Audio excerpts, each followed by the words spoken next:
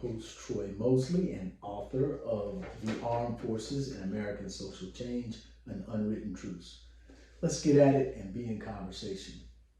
This week was a very exciting, action-packed week filled with panel discussions and amazing events. I had the pleasure of attending the 75th anniversary observance of Executive Order 9981 at Howard University.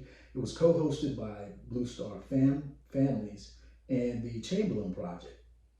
The gathering was witnessed by a large number of distinguished guests and history makers, including Academy Award winner and Air Force veteran Morgan Freeman. Morgan Freeman was awarded an honorary degree at Howard. He was accepted into Howard, but decided to go into the Air Force instead, and from there went into his acting career. Never got a chance to finish his degree. So it was really cool to see that. Dennis McDonough, the Secretary of Veterans Affairs, was in attendance and participated on the panel, as did Carlos Del Toro, our nation's Secretary of the Navy.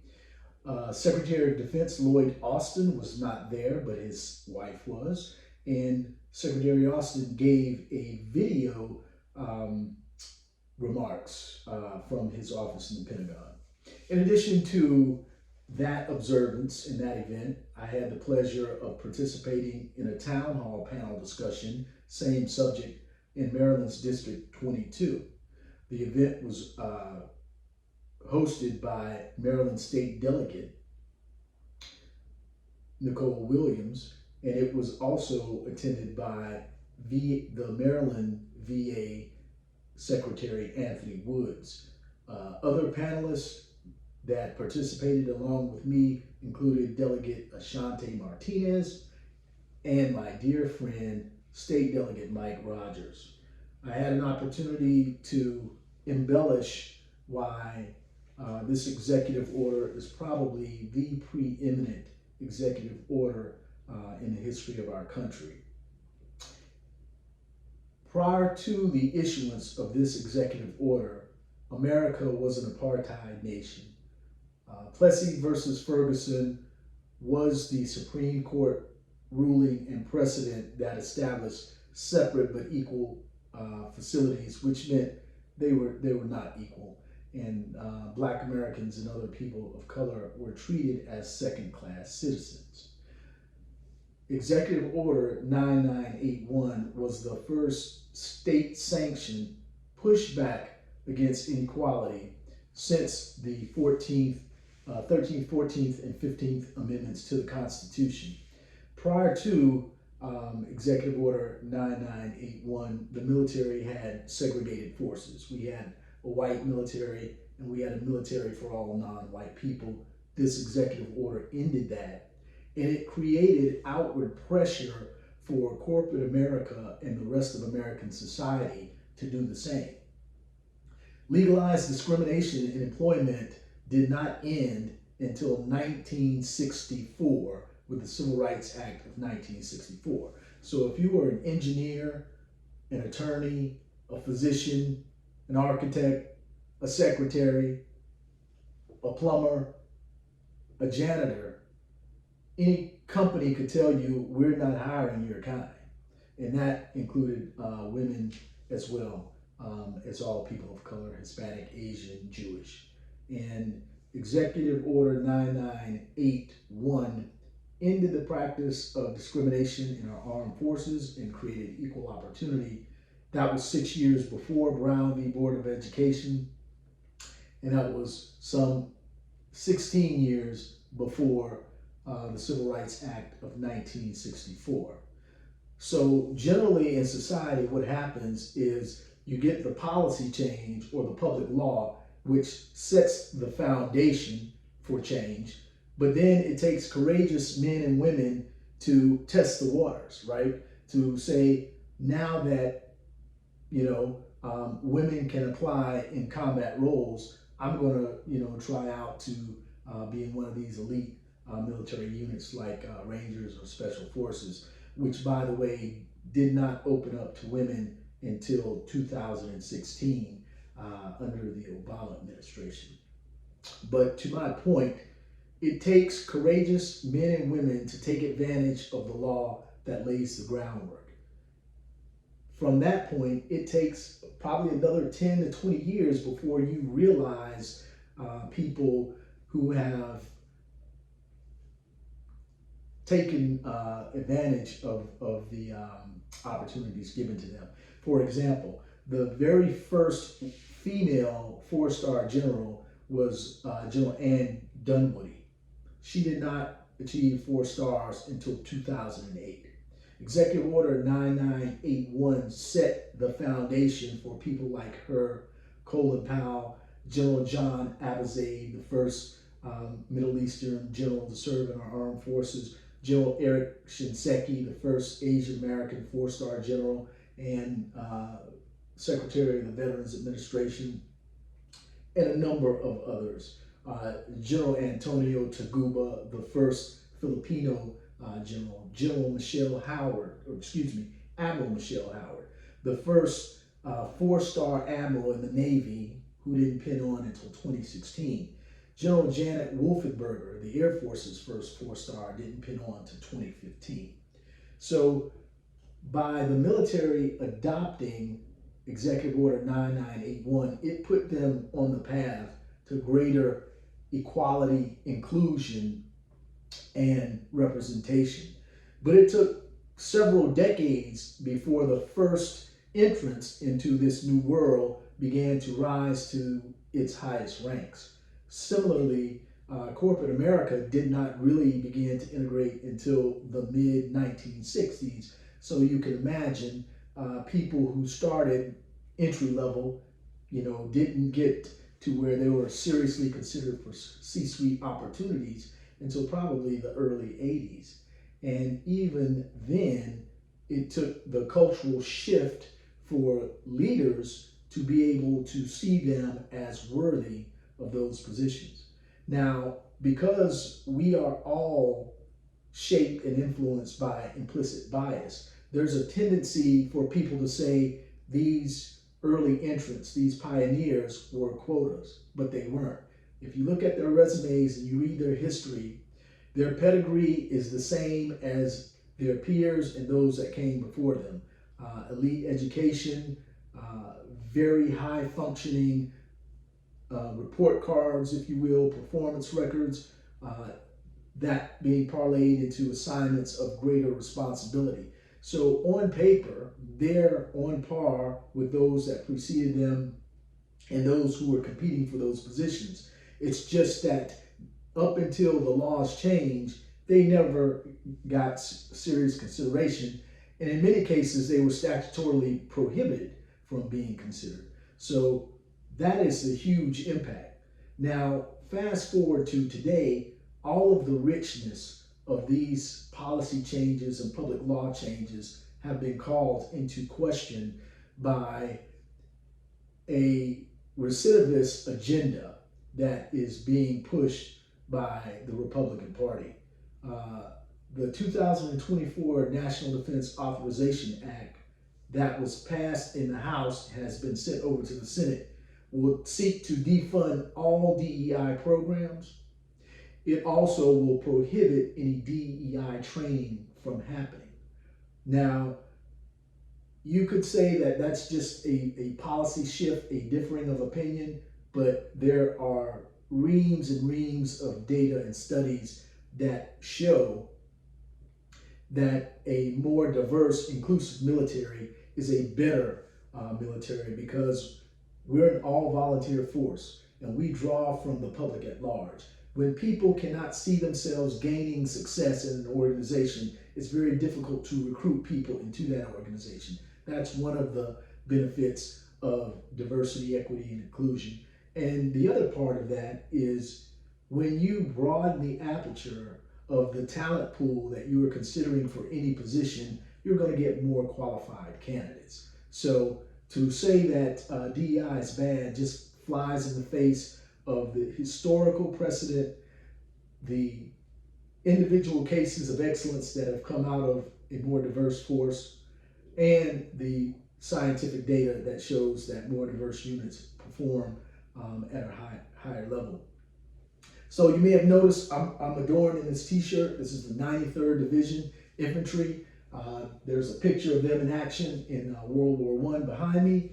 They were the very first Americans to fight in World War I, and they fought in French uniforms under French command, while the American military was new and fledgling as a modern army, were going through the draft to train, equip, and deploy a strategic fighting force capable of defeating the enemy. So we sent the all-color division 93rd into battle with the French to buy time for the rest of the forces to come over. And all communities have given some individuals have given all. A nation conceived in liberty, bound by the fact that all men are created equal and therefore should be treated equally, it is incumbent for such a nation to remove all barriers to equality. And it's hard to fathom that there are people in the 21st century who still have a problem with equality. I'm going to play a clip of Senator Tuberville, who is not only sponsoring legislation to prohibit DEI programs, he's trying to expand the roles of the military by allowing them to recruit white nationalists. Now, it is inconceivable to me that someone could be pushing for those two objectives and not be a racist. He's certainly engaged in racist behavior. And if he can't see that, it's probably because he hasn't had any DEI training. So I'm gonna play this clip and take a listen, and you can decide for yourself. You agree that white nationalists should not be serving in the U.S. military? Is that what you're saying? If this legislation carries a day as written, then it would shut down, in all likelihood, the pipeline of diverse officers who have made it through. Just this week, President Biden nominated Admiral Lisa Franchetti to be the first woman chief of naval operations. And her resume is immaculate. She's had all the tough jobs, she's gone to all the right schools, and she certainly is the president's choice as the most capable person for that position. Similarly, General Lionel Brown of the Air Force has been nominated to serve as the chairman of the Joint Chiefs of Staff, a position made famous by Colin Powell. All of these nominations are in whole, again, by Senator Tuberville's freeze on promotions, and we'll kind of speak to that a little bit later. I was very proud of helping a very talented group of women who decided to get off the sideline and practice representative democracy by petitioning elected officials. And I want to get a shout out to Ms. Brandy Jones, president of the Secure Families Initiative, her communications director, Ms. Kate Marsh Lord, who you'll see a video clip of her in action, and also their strategic director, Ms. Rebecca Nowacek. These women are incredibly passionate and organized. They came to Washington and delivered a message, a powerful message, and you can see that right here. Reported by the largest statewide news organization in Alabama that a petition signed by more than 550 military spouses was delivered to the Senate, calling on him to end his blockade and the harm it is doing to military families. The petition, organized by the Secure Families Initiative, called on Senate leadership to, quote, reiterate to Senator Tuberville the dangers and ramifications of this political grandstanding. Work together to resolve political and ideological disagreements outside the military space, and expeditiously confirm all block promotions and fill existing vacancies. These are but a few of the tragic family costs being inflicted. These stories will increase significantly as we go into August, traditionally a month that many military in Alabama come through.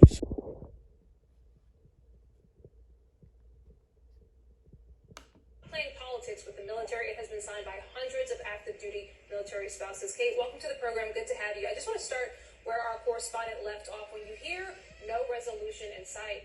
How does that make you feel? Hi, thank you so much for having me. It makes me feel incredibly frustrated. We are already in this time of limbo. Military families are waiting to be able to move on to their next duty station, and to hear that it could continue for months is really, really heartbreaking. And, when people hear this story, they may think about military readiness, they may think about those specific nominations, but help us understand how this impacts military families. Absolutely. First, the senator has said something like it only impacts these 270 nominees directly. And I'll speak to why I don't think that's true in a moment. But I just want to point out how callous and cavalier that is to say, even if it did only impact these folks. We're talking about the best and the brightest, most accomplished military leaders, and the ones that the younger forces look up to. So they're really playing with these folks who have literally dedicated decades of service to our country. And it really, as I said, I would get back to it, it impacts the entire military community, because this isn't happening in a vacuum. We're seeing how military lives are being put on hold and how they're being treated, and it's very discouraging. Now, to Senator Tuberville's office received your petition. He said he's actually, I'm paraphrasing here, but he said he's actually very pro-military, and that's why he's doing this. He says that he's doing it for all of the right reasons. I'm sure you have seen his response. So if you were sitting across from him at the negotiating table, what would you say? Playing politics with him. But I think General Miley, our current chairman of the Joint Chiefs of Staff, said it best when he testified by Congress a few years ago about the role of diversity, equity, and inclusion. And we'll hear a short clip from General Miley. That they raised to me was a seminar that over 100 cadets attended titled Understanding Whiteness and White Rage, taught by a woman who described the Republican Party platform as a platform of white supremacy. This is going on at West Point as we speak to our future military leaders. And sir, I would encourage you, I would demand that you get to the bottom of what is going on. But I do think it's important, actually, for those of us in uniform to be open-minded and be widely read. And the United States Military Academy is a university, and it is important that we train and we understand. And I want to understand white rage, and I'm white, and I want to understand it. So what is it that caused thousands of people to assault this building and try to overturn the Constitution of the United States of America? What caused that? I want to find that out. I want to maintain an open mind here, and I do want to analyze it. It's important that we understand that, because our soldiers, sailors, airmen, Marines, and Guardians, they come from the American people. So it is important that the leaders, now and in the future, do understand it. I've read Mao Zedong. I've read Karl Marx. I've read Lenin. That doesn't make me a communist. So what is wrong with understanding, having some situational understanding about the country for which we are here to defend? And I personally find it offensive that we are accusing the United States military, our general officers, our commissioned, non-commissioned officers, of being, quote, woke or something else because we're studying some theories that are out there. That was started at Harvard Law School years ago, and it proposed that there were laws in the United States, antebellum laws prior to the Civil War, that led to a power differential with African Americans that were 3/4 of a human being when this country was formed. And then we had a Civil War and Emancipation Proclamation to change it. And we brought it up to the Civil Rights Act in 1964. It took another 100 years to change that. So look, I do want to know. Another 15 minutes. I thank you for your time and your attention. I would encourage you to do as the Secure Families Initiative has done and get active. There's a great app called 5 Calls available where apps are purchased on Samsung or Apple phones, and it allows you to, by zip code, look up your elected officials, make a call, send an email, let them know that you're a proponent of diversity, equity, and greater inclusion. Remember, do all the good you can for as many as you can for as long as you can. Think good thoughts, speak good words, and do good deeds. Until next time, thanks, peace.